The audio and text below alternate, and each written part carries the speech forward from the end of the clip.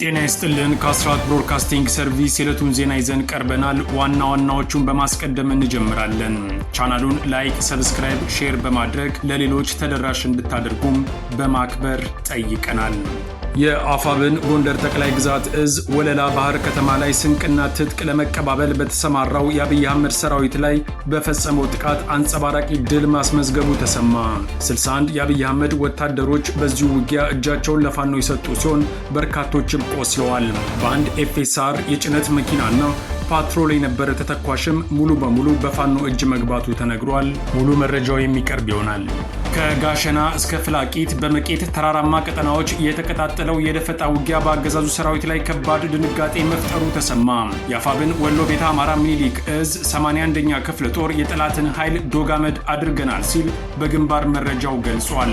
በርካታ የጦር መሳሪያዎች ምርኮ የሆኑበት የድል መረጃን በሰዓቱ የምትሰሙት ይሆናል። ብልጽግና መርሳ ከተማ ላይ አዘጋጅቶት የነበረው የምርጫ ዝግጅት መድረክ በፋኖ ድንገተኛ ጥቃት መበተኑ ታወቀ። በመድረኩ ላይ ተሳታፊ የነበሩ ካድሬዎችም ብሎም ያገዛዙ ሰራዊት አዛዦች እግሬ አውጪኝ ማለታቸው ተነግሯል። ለዚህ በቀል በሚል አገዛዙ በወሰደው የከባድ መሳሪያ ድብደባ የሁለት ንጹሃን ህይወት ሲያልፍ የአራት ንጹሃን መኖሪያ ቤትም ተቃጥሏል። የዚህም መረጃ በሰዓቱ ይቀርባል። መቼም የማይታረቁ የሚመስሉት አሜሪካና ኤርትራ እጅ ለእጅ ለመጨባበጥ ተቃርበዋል። ፕሬዚደንት ዶናልድ ትራምፕ የኢሳያስ አፈወርቂን ጸረ ምዕራባውያን አቋም ወደ ጎን በመተው ስትራቴጂካዊ የቀይ ባህር መስመርን ለመቆጣጠር ከአስመራ ጋር የፍቅር ስምምነት ለመጀመር ወስነዋል ተብሏል። የአሜሪካ ውሳኔ በአፍሪካ ቀንድ አዲስ የዲፕሎማሲ ወጀብን ቀስቅሷል። ከኢትዮጵያ በመነሳት ወደ ሱዳን ያቀናው የአብይ አህመድ ድሮን ዛሬ ተመቶ መውደቁን አልጀዚራ ዘገበ። የሱዳን መንግስት የአብይ አህመድ ድሮን ሱዳን ግዛት ውስጥ ተመቶ መውደቁን በማስታወቅ የቪዲዮ ማስረጃውን ለአልጀዚራ አስተላልፏል ተብሏል። የብልጽግናው አገዛዝ ከሱዳን መንግስት ጋር የገባበት ፍጥጫ ተባብሶ የቀጠለ ሲሆን ወደ ሙሉ ጦርነት እንዳይገቡም ማስጠንቀቂያው ቀጥሏል። ሙሉ መረጃውን የምትሰሙት ይሆናል። አሁን በቀጥታ ወደ ዝርዝሩ አለፍን።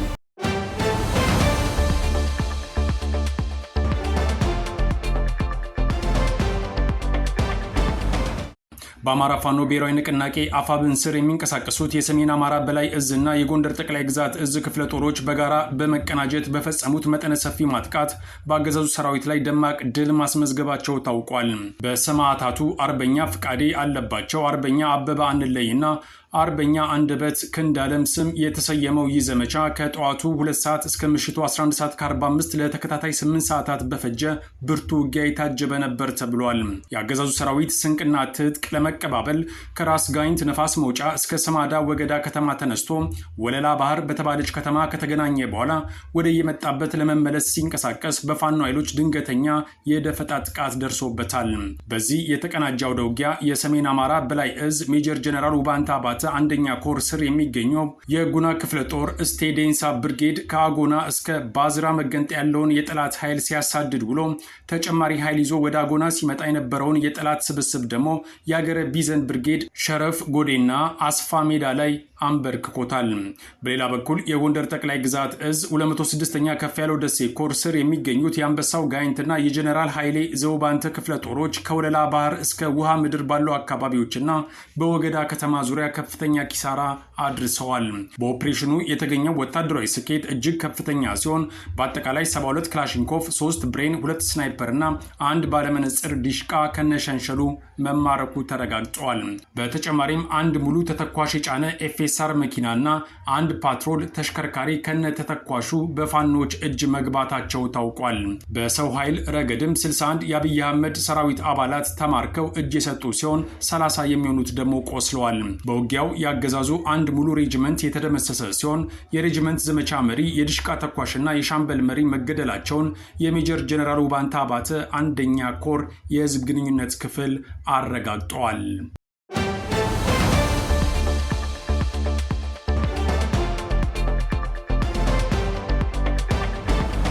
ከጋሸና እስከ ፍላቂት በመቄት ተራራማ ቀጠናዎች የተቀጣጠለው የደፈጣ ውጊያ በአገዛዙ ሰራዊት ላይ ከባድ ድንጋጤ መፍጠሩ ተሰማ። የአፋብን ወሎ ቤተ አማራ ሚኒሊክ እዝ 81ኛ ክፍለ ጦር የጠላትን ኃይል ዶጋመድ አድርገናል ሲል በግንባር መረጃው ገልጿል። በርካታ የጦር መሳሪያዎች ምርኮ የሆኑበት የድል መረጃን እንደሚከተለው ይቀርባል። በሰሜን ወሎ መቄት ወረዳ በአገዛዙና በፋኖ ኃይሎች መካከል በተደረገ ውጊያ ከፍተኛ ኪሳራ መድረሱ ተገልጿል። በአማራ ክልል ሰሜን ወሎ ዞን መቄት ወረዳ በዛሬው ዕለት በተካሄደ ውጊያም በብልጽግና ሰራዊት ላይ ከፍተኛ ሰብአዊና ቁሳዊ ኪሳራ ማድረሱን የአማራ ፋኖ ብሔራዊ ንቅናቄ አፋብን ወሎ ቤት አማራ ምኒልክ ዕዝ አስታውቋል። እዙ ለአስራት ባደረሰው መረጃ በ303ኛ አሳምነው ኮር ስር የሚገኘው 81ኛ ክፍለ ጦር ከጋሸና ወደ ፍላቂት በመንቀሳቀስ ላይ በነበረ የአገዛዙ ሰራዊት ላይ ከቁራ አንበሳ እስከ ሲሳይ በተዘረጋ ቀጠና የደፈጣ ጥቃት መሰንዘሩን ገልጿል። የክፍለ ጦሩ ቃል አቀባይ 50 አለቃ መንግስቱ ካሳ ለጣቢያችን እንደገለጹት በአርበኛ ፋኖ ሙቀት ሞላ ፊት አውራሪነት የተመራው ይህ ጥቃት በብልጽግና ኃይሎች ላይ ከፍተኛ ጉዳት ማድረሱን ገልጿል። በጥቃቱም 10 ሰዎች ሲደመሰሱ 15ቱ ደግሞ ቆስለዋል ተብሏል። በዚህ አውደ ውጊያም 10 ክላሽንኮቭ ጠመንጃዎች፣ 700 የብሬን ተተኳሽ፣ 850 የክላሽ ጥይቶች፣ 8 ቦምቦችና የተለያዩ ወታደራዊ ቁሳቁሶች መማረካቸውም ተገልጿል። ቃል አቀባዩ አክሎም ጥቃቱን ተከትሎ የተረፈው የብልጽግና ኃይል ሙትና ቁስለኛውን ትቶ ወደ ፍላቂት ከተማ ማፈግፈጉን ገልጾ የአማራ ሕዝብ የህልውና ተጋድሎ እስከ ድል ድረስ ተጠናክሮ እንደሚቀጥልም አረጋግጠዋል።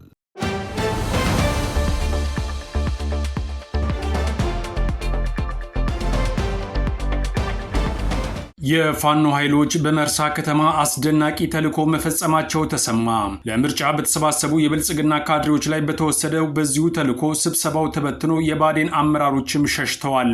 በዚህ የተበሳጨው አገዛዙ መርሳ ላይ በተጠመደው መድፍ ድብደባ በመፈጸም የሁለት ንጹሐኖችን ሕይወት ሲቀጥፍ መኖሪያ ቤቶችንም አቃጥሏል።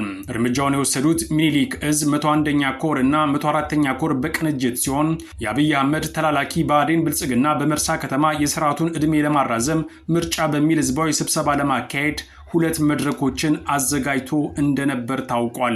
ሆኖም ሐሳቡን ሳያሳካ ከሁለቱ ኮሮች በተወጣጡ የቃኝ አህዶች ስብሰባውን ሙሉ በሙሉ በመበተን የስርዓቱን ካድሬዎች ሐሳብ ቅዠት በማድረግ ታላቅ ድል መመዝገቡ ታውቋል። በአገዛዙ ዙፋን ጠባቂ ሰራዊት ታጅበው ህዝብን ለማደናገር መርሳ ከተማ ላይ መድረክ አዘጋጅቶ መድረኩን በዋናነት በፖለቲካ ሊቃን ሳይሆን በስርዓቱ ኮሎኔሎች ሊመራ ታስቦ እንደነበረም ተመልክተዋል።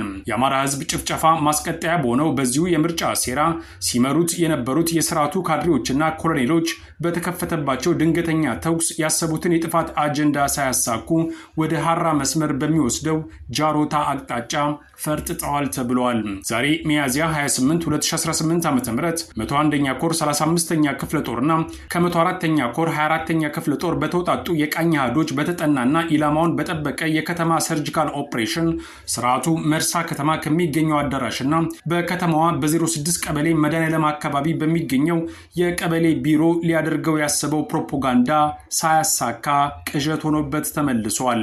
የብልጽግናው ስብስብ የአማራን ህዝብ ማጥፋት ቀዳሚ አጀንዳው ስለሆነ ሐይቅ ላይ ያጠመደውን መድፍ ወደ መርሳ ከተማ በዘፈቀደ በማስወንጨፍ 2 ንጹሐንን ሲገድል የ4 ንጹሐን ቤቶችን ደግሞ ማቃጠሉ ተሰምቷል። ከዚህ በተጨማሪም አንድ ግለሰብ ከባድ የመቁሰል አደጋ እንደደረሰበት ከሚኒሊክ ዕዝ ህዝብ ግንኙነት መምሪያ ያገኘነው መረጃ አመልክቷል።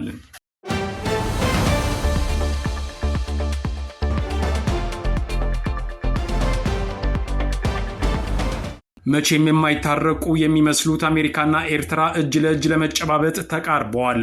ፕሬዚደንት ዶናልድ ትራምፕ የኢሳያስ አፈወርቂን ጸረ ምዕራባውያን አቋም ወደ ጎን በመተው ስትራቴጂካዊ የቀይ ባህር መስመርን ለመቆጣጠር ከአስመራ ጋር የፍቅር ስምምነት ለመጀመር ወስነዋል ተብሏል። የአሜሪካ ውሳኔ በአፍሪካ ቀንድ አዲስ የዲፕሎማሲ ወጀብን ቀስቅሷል። ተጨማሪው እንደሚከተለው ይቀርባል። የፕሬዝዳንት ዶናልድ ትራምፕ አስተዳደር ላለፉት ዓመታት በኤርትራ ላይ ተጥለው የቆዩትን ማዕቀቦች ለማንሳት መወሰኑን የሚያሳዩ የውስጥ መረጃዎች መውጣታቸው ተሰምተዋል። ይህ እርምጃ ዋሽንግተን ከአስመራ ጋር ያላትን የከረረ ግንኙነት ለማደስ ብቻ ሳይሆን በቀይ ባህርና በአፍሪካ ቀንድ ላይ ያለውን የኃይል ሚዛን ፍጹም በሆነ መልኩ ለመቀየር ያለመ መሆኑም ተመላክቷል።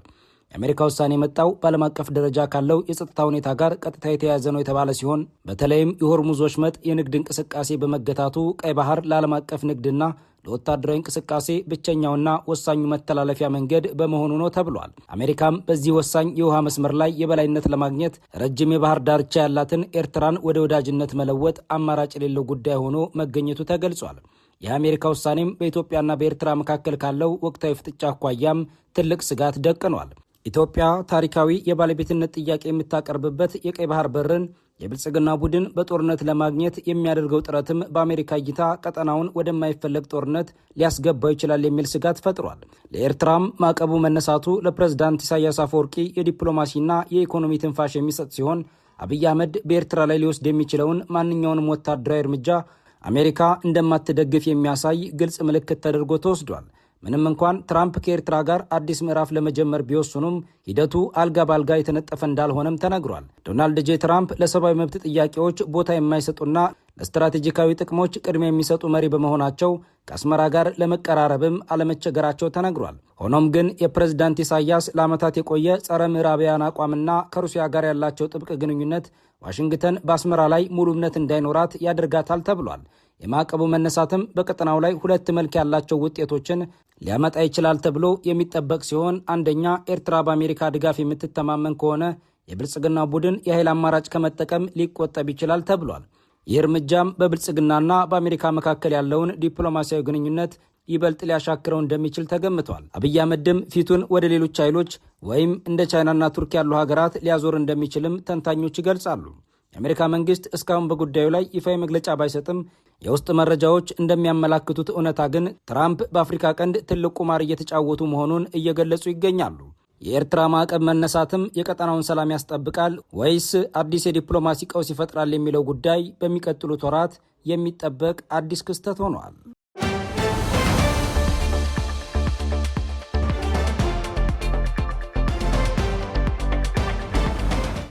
አብይ አህመድ ጭንቀት ውስጥ ገብቷል። ሰውየው በሀገሪቱ የመገናኛ ብዙሃን በየቀኑ በመቅረብ የሰራሁትን እመኑ ቢልም ከኋላ ግን ሀገሪቱ ከፍተኛ ፖለቲካዊና ወታደራዊ ቀውስ ውስጥ መግባቷ ይነገራል። ብልጽግና ይህንን ሀቅ ለመሸፋፈን ብሎም በሌሎች አጀንዳዎች ለማስቀየር ቢሞክርም ዓለም አቀፍ መገናኛ ብዙሃን ግን ያለውን እውነታ ማጋለጥ ጀምረዋል። አልጀዚራ በሁለቱ ሀገሮች መካከል ያለው ውጥረት መባባሱን ከዘገበ በኋላ የብልጽግና ድሮን እንደሆነ የታመነ ጥቃት በካርቱም አውሮፕላን ማረፊያ ላይ መፈጸሙን ጽፏል። ሆኖም በዛሬው ዕለት ከኢትዮጵያ የተነሳ ሌላኛው የአብይ አህመድ ድሮን በሱዳን ግዛት ውስጥ ተመቶ መውደቁንም አረጋግጧል። ድሮኑ በየትኛው የሱዳን ቦታ እንደተመታ የታወቀ ነገር ባይኖርም የቪዲዮ ማስረጃው ግን ይፋ ሆኗል ተብሏል።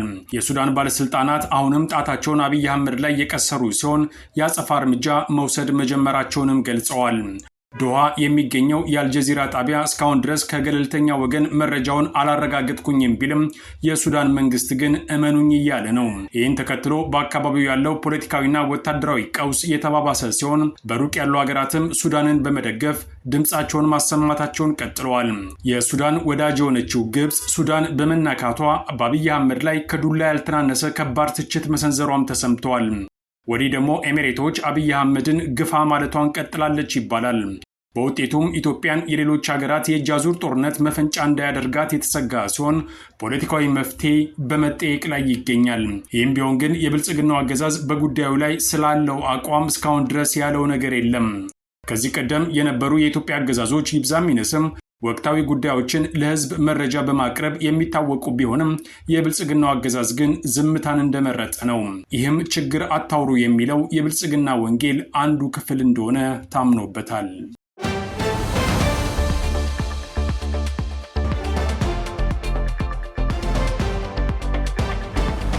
ከአስራት ብሮድካስቲንግ ሰርቪስ ለዕለቱ የነበረን ዜና ይህን ይመስላል። አብራችሁን ስለነበራችሁ ከልብ እናመሰግናለን። በያላችሁበት ሰላም